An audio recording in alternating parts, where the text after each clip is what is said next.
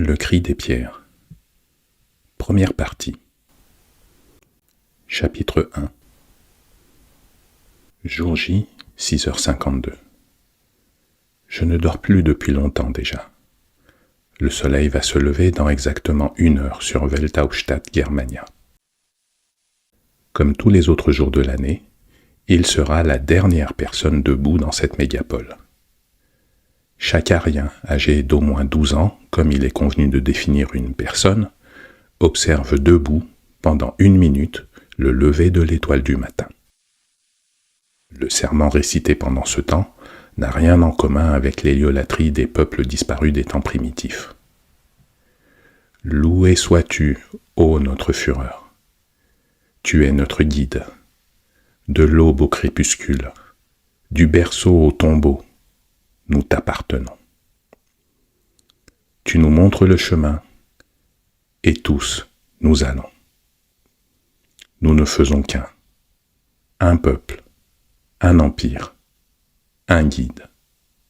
Heil Hitler! Ces mots sont adressés chaque jour à mon père, Siegmund Hitler, 26e. Toute ma vie, moi aussi, je les lui ai voués.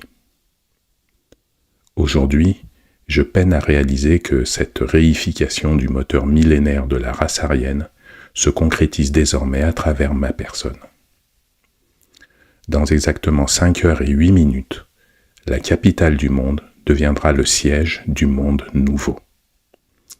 Je serai le premier Hitler chargé d'incarner cette nouvelle direction, d'asseoir ce nouveau règne. La matinée sera longue. En pensant à cette idée, je ne me figurais pas encore combien ce simple constat chirologique allait se révéler prophétique. Ma décision est prise, et depuis longtemps déjà.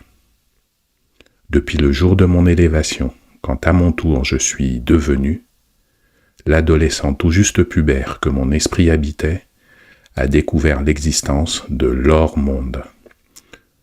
Ce choc fut autant atmosphérique que psychologique.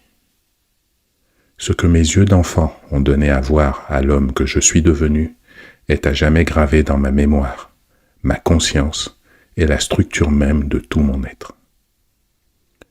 Aujourd'hui parachèvera 20 années de doute, de recherche et de quête pour entrer enfin dans l'action.